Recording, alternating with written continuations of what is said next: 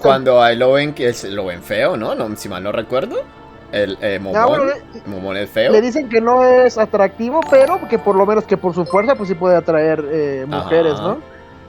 Pero pues, o sea, son detalles, gente, detalles. Incluso le dicen, por cómo se ve, parece un tío, ¿no? Uno dice, es que es muy grosero, ¿no? Porque fue ninja, o niña, como se pronuncie. Le dice, eso es grosero, ¿no? Y ahí se somete y dice, bueno, no están tan equivocados porque pues está grande, ¿no? O sea, nada que ver, Ajá. no es joven ni nada, pero pues ay, la gente no sé por qué se pelea por esas cosas, pensando que Satoru es un joven de 20 años o un poco menos, pero no, nada que ver. Lo que pasa es que a mucha gente le gusta identificarse con el protagonista. Algo normal o común. Pe- Satoru venezolano. Ay, pobre. Ay. eh, un poco, ¿eh? Con ojos rasgados. Pero yo creo que en algo que alguien que no se puede nadie identificar es con la moral de Ainz. Porque Ainz tiene una moral bastante cuestionable, ¿eh? Ah, sí. Que es por lo cual quería hablar antes de que leamos la novela. Quería hablar sobre ¿somos los malos? ¿Somos los malos? Porque a ver, a mí siempre me habla, o sea, es verdad que la moralidad es muy subjetiva, ¿no? No hay nada objetivo para definir la moral y es verdad que los vencedores escriben la historia. Como bien dijo Albedo, cuando le declaró la guerra personalmente a la gente del reino, les dijo, simplemente tenemos que matarlos a todos y contar nuestra versión y ya está. Uh-huh. Pero es que, a ver, igual creo que el ser humano, ya hablando no de la novela como tal, sino que nosotros como seres humanos inherentemente tenemos cierto sentido de moralidad. No necesitamos de, por ejemplo, unas leyes que imponga un gobierno, o no necesitamos de una religión que imponga valores morales para entender de que hacerle daño a otra persona, pues bueno, no es lo más bonito, no es lo mejor, no es lo más ético. Pero claro, el dilema de la moralidad es jodido. Pero sinceramente, yo en Ainz jamás he visto un héroe. O jamás he visto una persona. Jamás he visto en Ainz el protagonista bueno. No. Si no es malvado, es antihéroe. A lo mucho le puedo ceder eso. Pero a ver. Eh, es que la misma novela se define como que una organización malvada llega a conquistar el mundo. ¿Sí?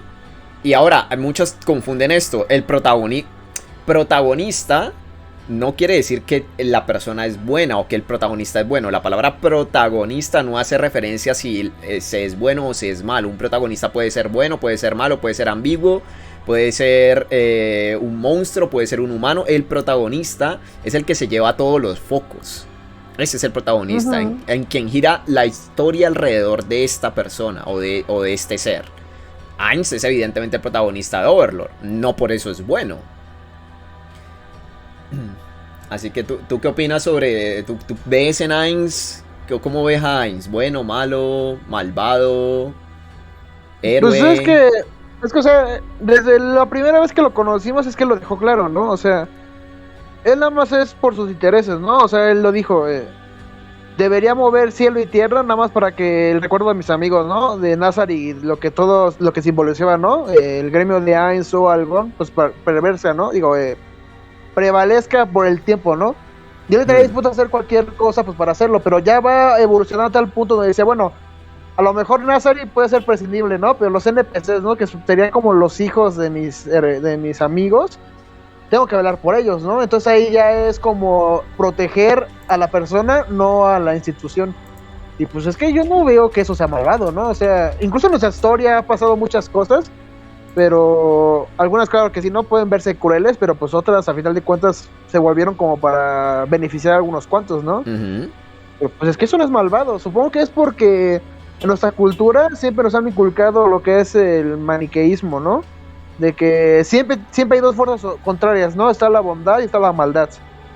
Lógicamente que nosotros como cuando vemos a Ainz declarando la guerra, ¿no? Y masacrando a los ciudadanos de ese país, lo vemos como malvado, ¿no? Pero pues es que desde el punto de vista de él y de sus ciudadanos, pues está haciendo lo correcto, ¿no?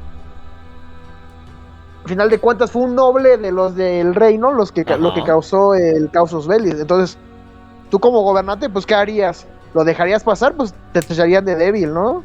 Que no sabe responder. Pero pues Eh, lógicamente las personas que dicen que es malvado es porque están viéndolo desde el punto de vista de los que están siendo purgados, ¿no? O Claro. sea, se puede ver ahí que sienta empatía porque, o sea, imagínate, ¿no? De lo que están haciendo a ellos le pueden pasar a otros, pero pues es que él no lo hizo por querer, o sea, lo hicieron porque lo agredieron. Hubo una causa. Pero mira, miremos esta comparación, que ahorita cuando les dije que íbamos a hablar de este tema, algunos lo mencionaron. El bueno de Adolf, ¿verdad? 1930 y algo. 1930. Los 30 y los 40, principios de los 40. Él quería volver a Alemania great again. Él tenía la idea de formar una raza pura. Y, a ver, también muchas veces la gente cree que solamente anexaba alemanes. No, también el eje tenía varios países anexados a Alemania. Y obviamente es el malo de la historia. Porque evidentemente no solamente era un gonorrea con los judíos, que los judíos no son pan de Dios, los judíos son una gonorrea. Y Ujú. un gran problema que tenía Alemania era causa de los judíos. No eran la única causa. Y bueno, aquí no tampoco me quiero meter en temas históricos, socioculturales, porque sería minimizarlo todo a una sola causa. Pero claro, Adolfito llevó el punto de vista a que ellos eran la raíz de ese problema económico que tenían. Y por eso es que hubo esa purga, por no decirle varias palabras Sí, sí. baneadas en YouTube, sí. Entonces, joder, desde, desde el punto de vista de los alemanes, no eran gente mala, o sea, me refiero, no todos eran malos. Claro, es que es el dilema de la maldad, de la moralidad. Si él hubiera ganado, si hubiera llevado a que los aliados se rindieran, capaz si hoy en día tendríamos un punto de vista diferente a la historia, no lo sé. Ujú. No hay forma de mencionarlo. Pero moralmente, lo que Adolfito hacía era una gonorrea. Los campos y las cámaras de gas y todo esto, eso fue algo terrible. Y yo creo que es... aparte de los locos que dice que eso no existió, que el holocausto no existió, creo que nadie hoy en día que tenga tres dedos de frente, porque bueno, hay cualquier loco, considere que eso haya sido un acto bondadoso, bueno o justo.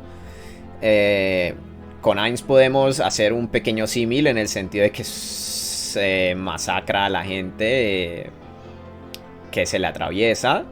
Y por ejemplo tenemos a Demiurge, que tiene sus campos también de experimentos. Eh, a mí no me parece...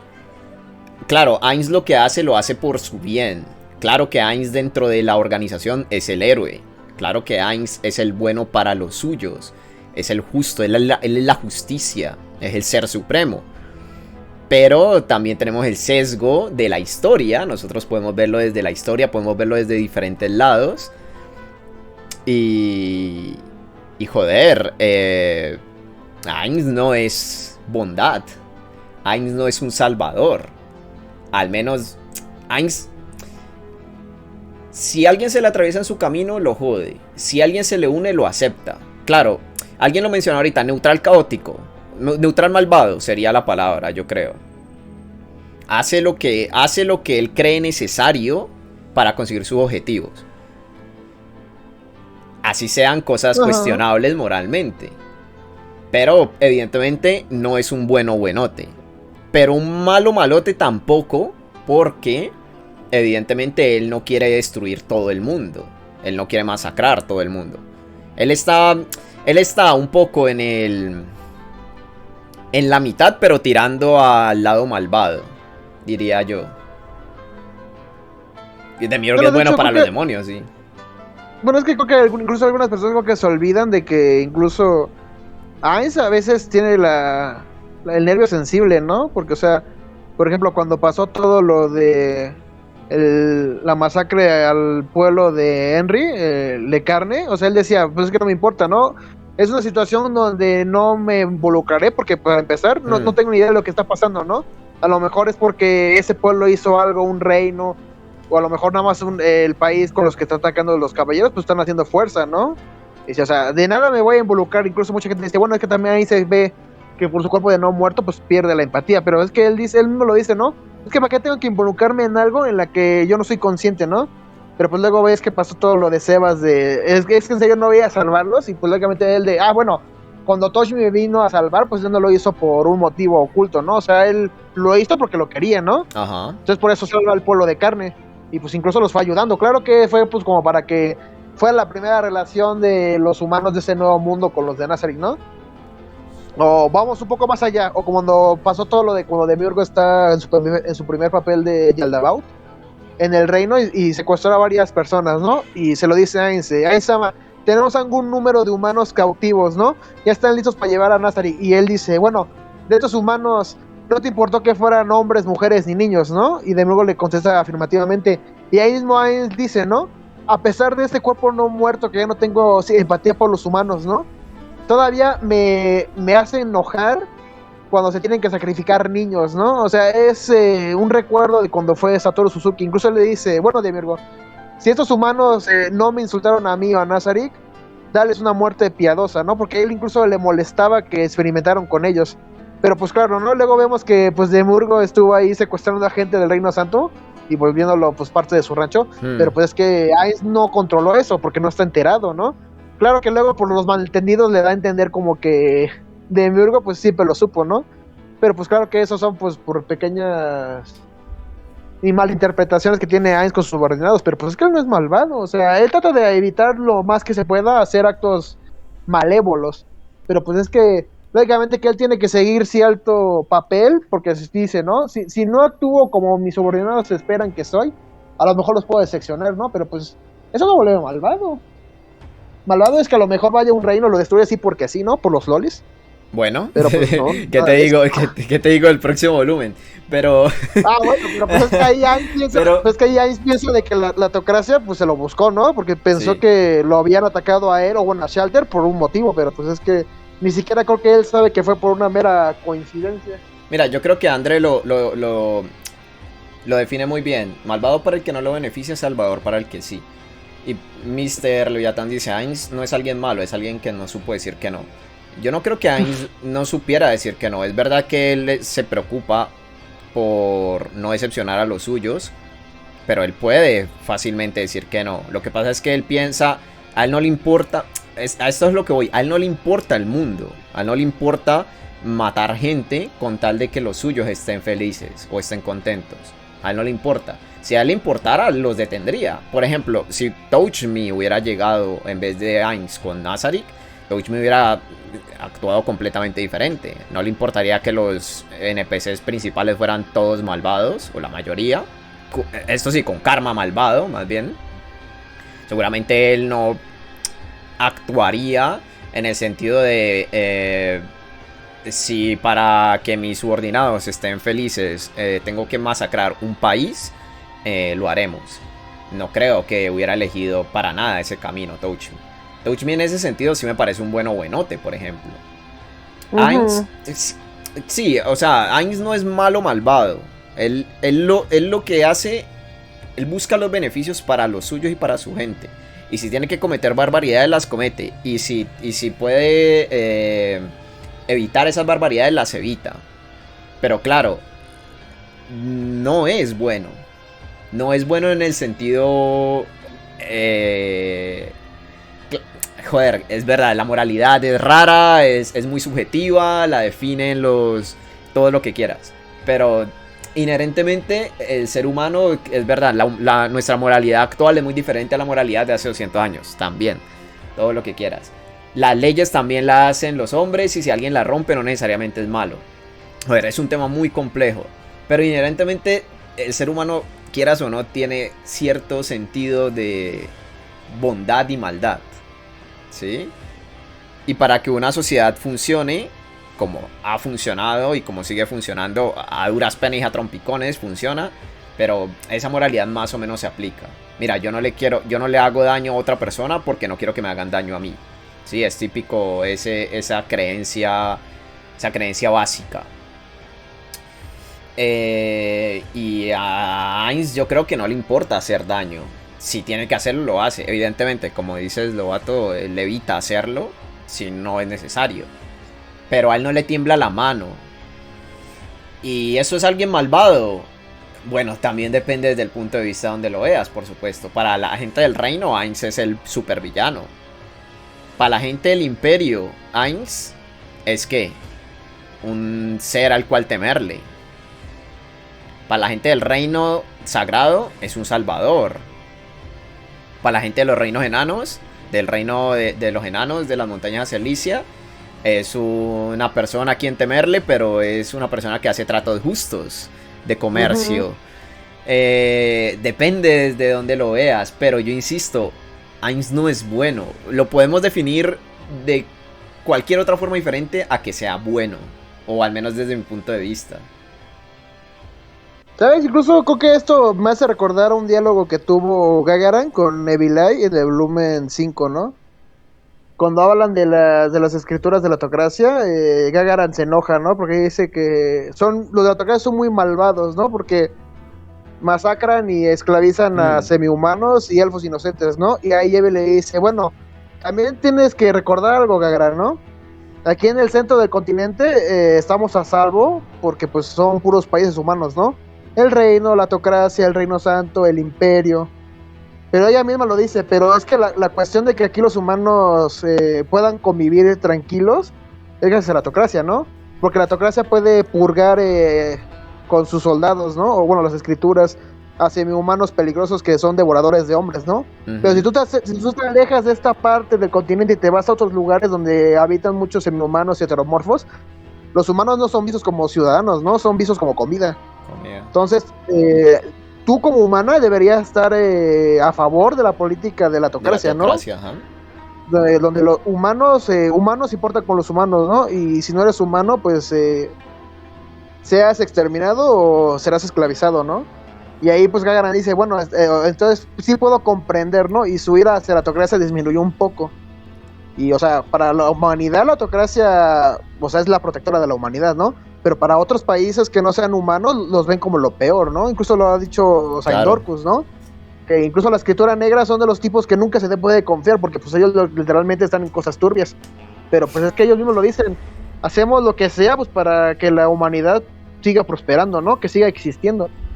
Y es que ellos pues ya lo han vivido.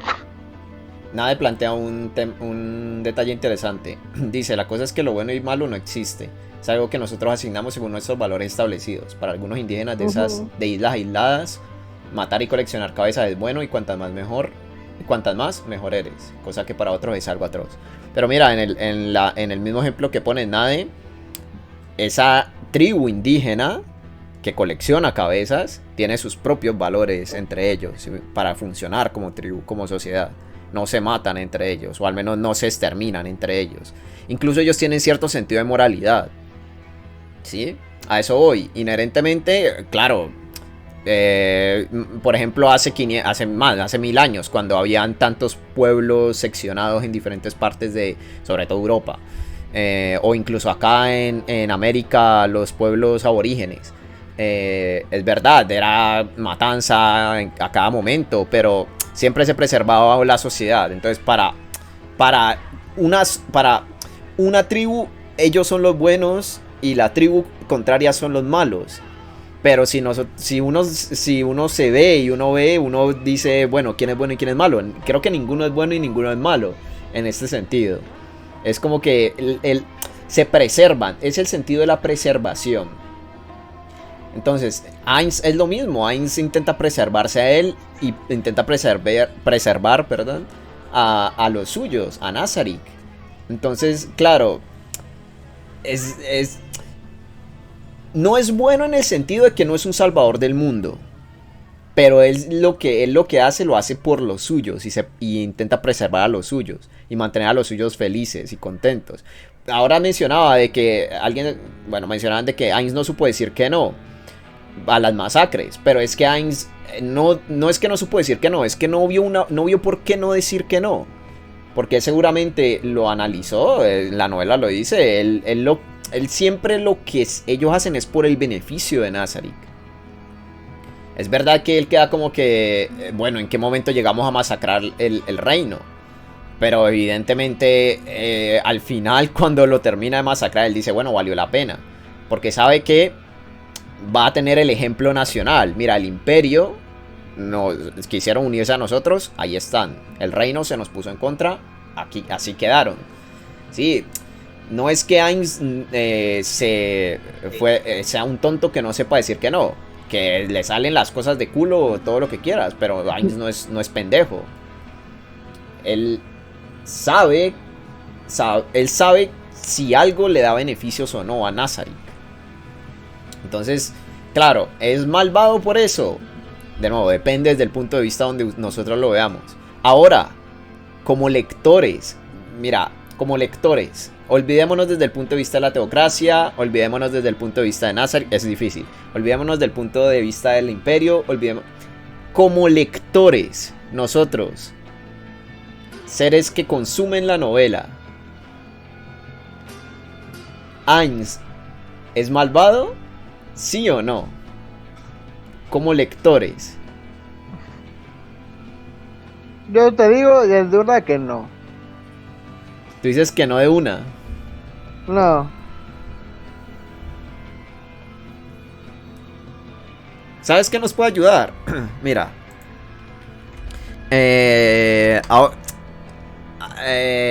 Overlord, sabemos que una de las inspiraciones fue Dungeons and Dragons de Maruyama. ¿Cómo es que se llama? La tabla de alineamiento. Voy a traer una tabla de alineamientos e intentemos ubicar a Ainz en alguno de estos alineamientos. A ver. Mira. Aquí tengo una.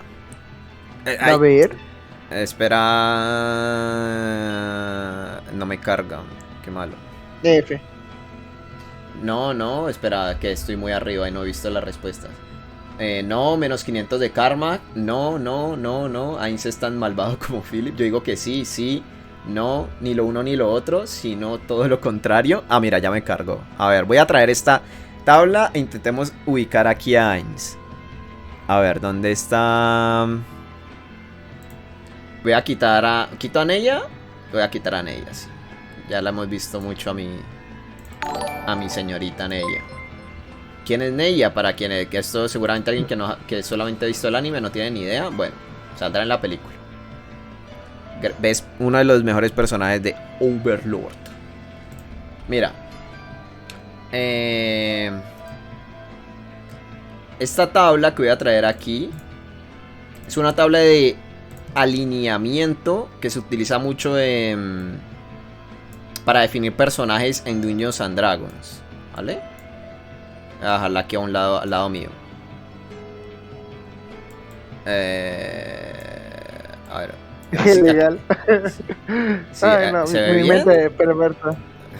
Ay, no, toco que tapo un parte de... Ahí No, está. yo te muevo, don't worry. ¿Se ve bien? ¿La coloco un poquito más grande, quizás? Si no, a mí es más chiquito mi cuadro. Malvado, sí, la guerra contra los lagartos fue súper justa. Los lagartos, por ejemplo, ven a Ainz como un líder malvado al cual temerle, al cual subyugarse. Es que ahí está, depende del punto de vista donde lo vemos. ¿Qué es caótico malvado? ¿Qué es caótico malvado? Vamos a ver. Vamos a ver las definiciones, ¿vale? Mira. Hay tres en el eje ético y hay tres en el eje moral, ¿vale? En el eje ético tenemos bueno, neutral y caótico, ¿vale? Legal, neutral y caótico, perdón. Legal, neutral y caótico en el eje ético. Legal implica honor, confianza, obediencia a la autoridad y seguridad. Sin embargo, ser legal puede también incluir una visión de mente cerrada, adherencia a la tradición, tendencia a poner en juicio y también dificultad de adaptarse. Aquellos que promueven la legalidad dicen que solo el comportamiento legal crea a la sociedad en donde la gente pueda depender entre sí y hacer las decisiones correctas con la completa confianza de que otros harán lo que les corresponde. Eso es el legal. ¿Vale? El neutral. Alguien que es neutral con respecto a la ley y al caos, tiene un respeto a la autoridad y no siente una compulsión a rebelarse o someterse. Es honesto, pero puede tentarse a mentir o engañar a otros. Devoción a la ley o al caos puede ser una elección consciente, por lo que aquellos que son neutrales consideran que asumir ninguno de los dos lados conlleva a no sufrir los peores defectos de ambas. Los animales y otras criaturas incapaces de acción moral son neutrales. Los perros pueden ser obedientes y los gatos tienden a hacer lo que desean, pero ellos no tienen la capacidad moral de ser verdaderamente legales o caóticos. ¿Qué es el caótico? El caos. Implica libertad, adaptabilidad y flexibilidad. Por el otro lado, caos también significa desprecio hacia la autoridad, acciones arbitrarias e irresponsabilidad. Sí, gracias por esos 100 bits, papá. Tío KEV, gracias por tus narraciones, haces más ameno el trabajo. Besitos, papá. El caótico. Aquellos que promueven el comportamiento caótico dicen que solo la libertad personal permite a la gente a expresarse completamente y permite a la sociedad beneficiarse del potencial que sus individuos tienen. Caótico no es antisociedad, ¿vale? Implica libertad, adaptabilidad y flexibilidad.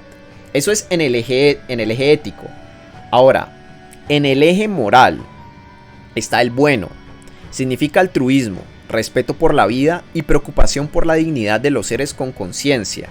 Personajes buenos hacen sacrificios personales para ayudar a otros. Entonces ya vamos viendo un poco lo que es las combinaciones, ¿no? El malvado significa lastimar, oprimir y matar a otros. Algunas criaturas malignas simplemente no sienten compasión hacia otros y matan sin pensar si hacerlo es conveniente. Otros activamente siguen el mal, matando por deporte o por deber hacia alguna deidad maligna o maestro.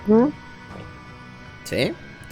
Ahí en ese sentido, yo creo que, por ejemplo, Albedo y Demiurge son legales malvados. ¿Por qué? Porque legales implica obediencia a la autoridad, ¿vale? Implica tener una mente cerrada, en este caso hacia esa autoridad, ¿no? Que esa autoridad está por encima de ellos.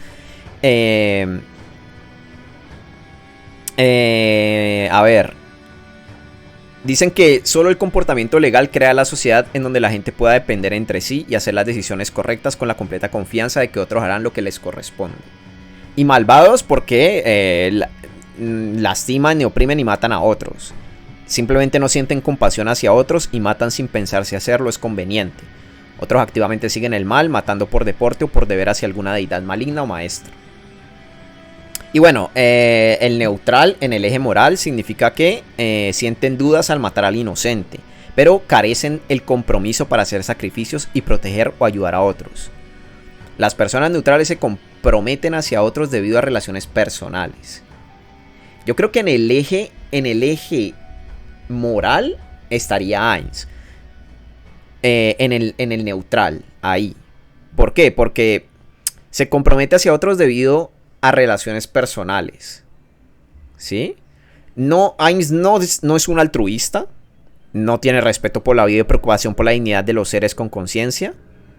Salvo por los suyos, evidentemente. Pero aquí se refiere en general. Y no hace sacrificios personales para ayudar a otros.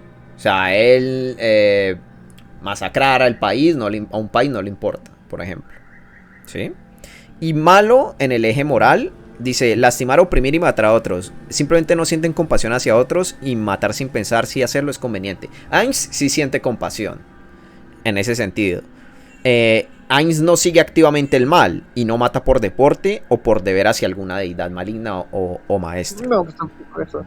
Ainz no es en el eje moral, Ainz no es malo, no es malvado. Entonces yo creo que cuadra más en la neutralidad del eje moral, ¿vale? Y en el eje ético, ¿en dónde ubicamos a Ainz en el eje ético? El legal es de nuevo confianza, obediencia a la autoridad, tiene mente cerrada, adherencia a la tradición, tendencia a poner en juicio y dificultad de adaptarse. El comportamiento legal crea la sociedad en donde la gente pueda depender entre sí y hacer las decisiones correctas con la completa confianza de que otros harán lo que le corresponde. Caos implica libertad, adaptabilidad y flexibilidad. Significa desprecio hacia la autoridad, acciones arbitrarias e irresponsabilidad. Comportamiento caótico dice que solo la libertad personal permite a la gente expresarse completamente y permite a la sociedad beneficiarse del potencial que sus individuos tienen. Ahí me suena mucho a Heinz, la verdad. Y un neutral en el eje ético no le da igual la ley y le da igual el caos. Le da igual respetar a la autoridad y no siente compulsión a rebelarse. ¿Sí? Puede ser honesto o mentir y engañar a otros, no le importa. Puede tener devoción a la ley o al caos, pero es una elección que es consciente y la puede cambiar dependiendo de lo que le convenga. Bueno, de nuevo, los animales y las criaturas son el ejemplo del eje ético neutral. Yo diría entonces que sería más caótico neutral, ¿no? Sí, yo creo que Heinz sería más caótico neutral. Sería la definición en este alineamiento, básicamente. Creo que es donde más cuadraría. No es una persona, o bueno, un ser que tenga honor y confianza como en lo legal y obediencia a la autoridad. Y bueno, es neutral con respecto a la ley y al caos, pero creo que Heinz no se mueve como le convenga entre el bien y el mal. Él es más bien caótico porque implica libertad, adaptabilidad y flexibilidad.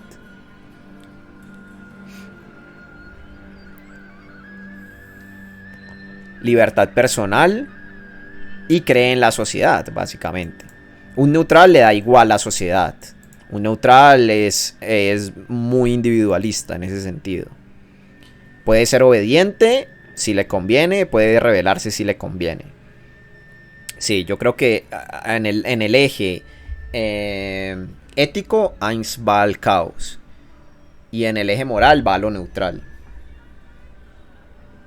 Estamos hablando, gente, no de qué o de yo, de mí. Ellos nos quieren acomodar en el cuadro. ¿Y tú qué, Bilobato? Bueno, no sé. Kawaii. Voy a votar por Kawaii. Sí, yo creo que esa sería la forma más interesante de cuadrar a Heinz, ¿no? Más un caótico neutral. Sí. La gente no es malvado. Sí, no es malvado, exacto. Es más bien caótico neutral, ajá. Es como dice muchos, ¿no? Cuando se enteraron qué pasaba en Errantel, ¿no? O sea, muchos decían hacen masacres día y noche, ¿no? A lo mejor ya ni humanos hay, puros no muertos. Pero pues cuando llegan los paladines y ven lo que hay, dicen, es que esto parece más un reino de ensueño que un reino de seres malignos, ¿no? ¿Sabes también qué es interesante? Si Heinz cuadraría o no en el viaje del villano. Porque sabes que hay un ¿cómo se llama? Como un lineamiento. Sí, que se llama el viaje del héroe, que es algo muy común en las historias.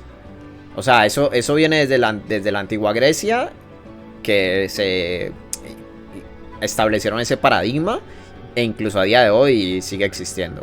Muchas películas de superhéroes, si no todas, siguen el viaje del héroe. Pero el viaje del villano es la antítesis. Uh-huh. Y bueno, también depende, ¿no? Por ejemplo, yo creo que Breaking Bad es el mejor ejemplo de viaje del villano. Uh-huh. Como poco a poco el protagonista va volviéndose un villano, básicamente. Es que no es nada difícil de entender. No, como de Los Sopranos también. Mira, por ejemplo, el acto 1 del viaje del villano es engendrando a la bestia. El primer paso es un mundo ordinario. El mundo es normal antes de que la historia empiece. El público desconoce el origen del villano. Es necesario que empiece como empezaría el viaje del héroe para que pueda atrapar a la audiencia y empatizar con el protagonista, básicamente. El segundo paso es encuentro con el problema. En el viaje del héroe se llamaría la llamada a la aventura, donde el héroe se le presenta algo nuevo que haría que viva una nueva aventura. En el villano, en cambio, se ha llamado encuentro con el problema, ya que este no podrá rechazar ir a esa aventura o no. El protagonista, que aún no es un villano, se encontrará con un problema que no podrá abandonar. Por ejemplo. Ahora, el tercer paso se llama encuentro con el tóxico. ¿Por qué te ríes? No, por nada. En comparativa con la etapa del viaje del héroe, que se llama encuentro con el mentor, aquí se le llama tóxico, ya que si bien hará de mentor, este llevará al protagonista por el mal camino, intoxicando su ego y sus valores, ¿vale? Ahora, quiero aclarar, el viaje del héroe y el villano no tienen por qué seguir cada punto al pie de la letra, ¿eh? Eso, hay una mezcolanza, a veces no cumple con unos pasos, pero en fin. El siguiente paso, gracias Nade. Novato, alguien te mencionó. Cruza el umbral del bien y del mal. En esta etapa el protagonista se volverá villano. Es el momento en que usa los conocimientos que le dio su mentor, el tóxico, y hace lo que nunca haría: matar, robar, fabricar drogas, etc. No obstante, en esta etapa no traiciona aún sus valores, ya que se convence de que lo que ha hecho es una necesidad, un buen trabajo. Si ha matado será porque se merecía la muerte, ya que lo que ha hecho ha sido voluntario y quizás premeditado. El protagonista cree que ha dejado un mundo mejor, y a partir de ahora, el villano dejará de vivir como siempre ha vivido y nunca más volverá a ser el tipo normal en un mundo ordinario. Como por ejemplo, el Joker es uno de los grandes ejemplos de este viaje del villano. Cuando mata al presentador con el arma aquí. En Breaking Bad es cuando el protagonista empieza a cocinar drogas, básicamente, Walter. Y en el acto 2 es el nacimiento de la bestia. Se crea la identidad malévola, un alter ego. El protagonista ha muerto, por lo tanto el villano debe tomar un nuevo nombre. Será su alter ego hasta que el villano vea que ya no existe posibilidad de volver a ser normal. En este momento la audiencia ya debe haber empatizado con el protagonista. Observará cómo su héroe es realmente un villano, y aunque no estarán de acuerdo con lo que hace, no dejarán de sentir simpatía hacia él y quieren ver cómo intenta solucionar el problema que le ha llevado a convertirse en un villano. Por lo que contemplaremos al villano volviendo a actuar, encontrándole el gusto a matar, robar o etc. Su principal problema se está mitigando. No se ha solucionado, pero de alguna manera el villano se empezará a forjar su nuevo objetivo de vida. ¿Qué quiere conseguir el villano con todo esto? En Breaking Bad, por ejemplo, Walter crea a Heisenberg, que es su alter ego, y poco a poco empieza a conseguir su objetivo, ¿no? De dinero, que para el tema del cáncer y todo esto, pero ahora empieza a coger el gustillo a lo que es cocinar drogas y empezar a ganar más dinero. Su imperio de drogas. Y ahora un punto importante que se llama las 3 pruebas. Esa es la etapa más trascendental de todo viaje del villano. Aparecen diferentes pruebas en las que el protagonista hubiera abandonado, pero el villano no. El tóxico, su mentor, tiene un papel importante en esta etapa, si es que lo tiene. Trueno. La primera de las pruebas es el abandono de sus seres queridos. Quien dice abandono puede ser una separación o incluso asesinato. La segunda es sucumbir a las tentaciones. El villano consigue solucionar el problema, pero no para aquí, sino que él sigue adelante y sucumbe a las tentaciones y sigue adentrándose cada vez más en el mundo oscuro. Y la tercera prueba es la crucial, ya que va a haber un dilema y sabe que si hace esto puede ser ya definitivamente malvado, o el villano más bien, o no.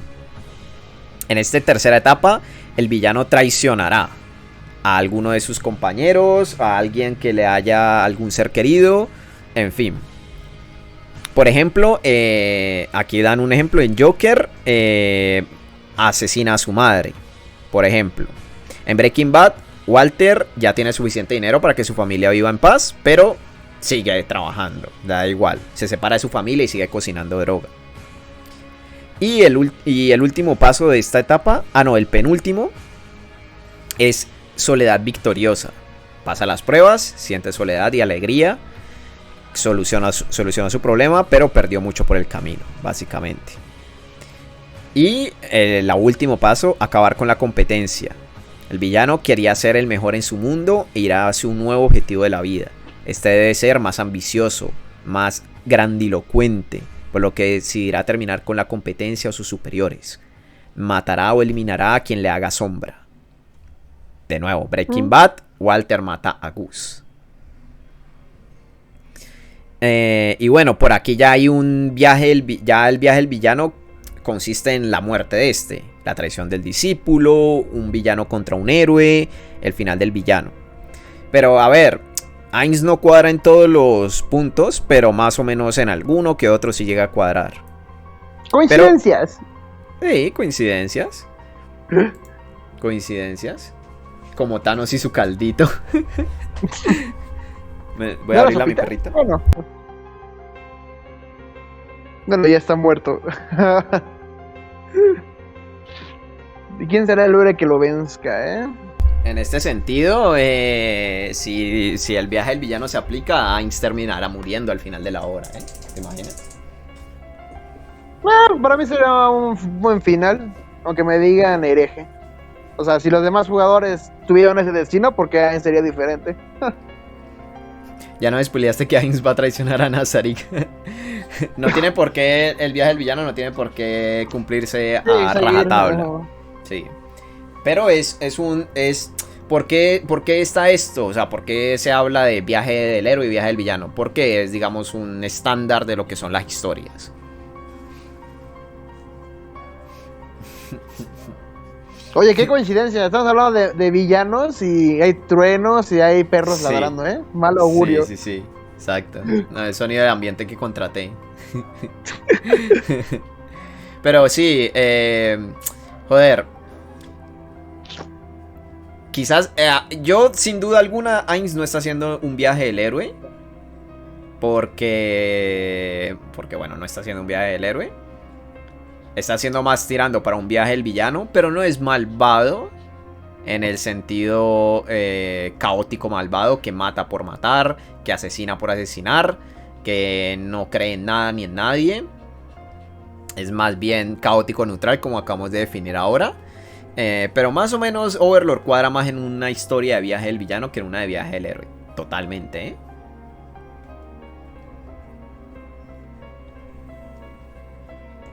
Muchas veces que aquí dejen claro esto. Sí, muchas veces en los viajes del héroe, que siempre termina con el regreso a casa del héroe, no tiene por qué ser así.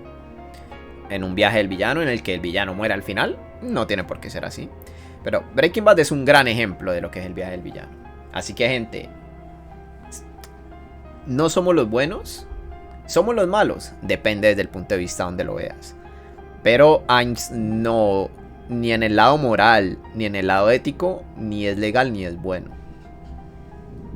Ainz tiene más una neutralidad caótica en la que hace lo que hace por conveniencia y no le importa matar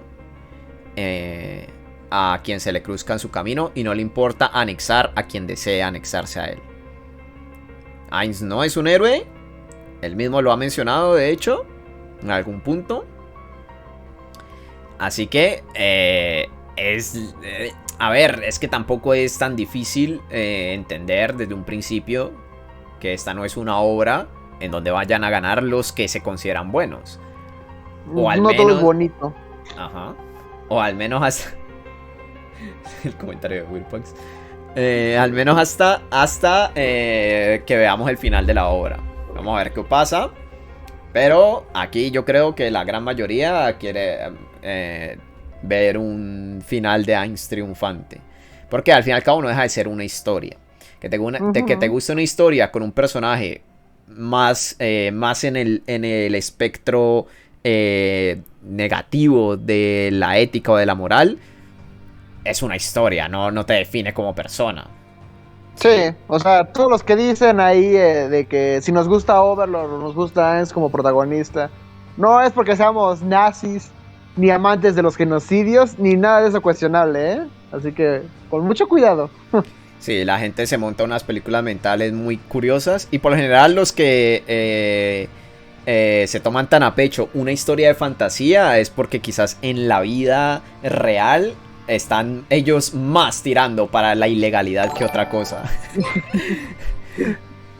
Pero yo creo que aquí tienen un poco lo que es el aspecto moral y ético. Igual ustedes pueden definirlo. Si a ustedes Ainz les parece un caótico malvado, bueno. Si les parece un legal bueno, raro, pero quizás no lo entendieron, pero ok. Eso ya depende de cada uno, ¿no? Y también ya vimos un poco lo que era el viaje del villano. El viaje del héroe es lo contrario, básicamente. Pero son como las para definir historias. Que un protagonista sea moralmente cuestionable no quiere decir que no sea un protagonista. Un protagonista no tiene por qué ser alguien bueno o buenazo, ¿sí? Que quizás también para que entiendan eso, un protagonista puede ser malvado. De nuevo, Breaking Bad es un gran ejemplo. El protagonista es malvado directamente, o hace todo el viaje del villano, se vuelve malvado. ¿Sí? Un protagonista no, el protagonista no es igual a bueno, ¿sí? También para que tengan eso presente. Protagonista y antagonista no son términos para definir bueno y malo. Es para ver quién es el que se lleva el foco de una historia y quién le hace la contraria a quien se lleva el foco, básicamente. El antagonista de Overlord, a toda pinta, es el Platinum Dragon Lord, o Riku. ¿Sí? No quiere decir de que Riku sea el malo y Ainz el bueno, o viceversa. Ya eso depende de lo que veamos de cada uno. Por ejemplo, Platinum Dragon Lord no es un legal bueno. Yo creo que él más por la neutralidad, neutral legal. Bueno, habría que analizar un poco exactamente qué va todo. ¿No? Sí, sus acciones. Death Note, por ejemplo, es un muy buen ejemplo de un viaje del villano. Por ejemplo. Así que, bueno, quería hablar de esto. Y creo que nos alargamos bastante porque quiero leer la novela. Así que espero que haya clarificado cosas.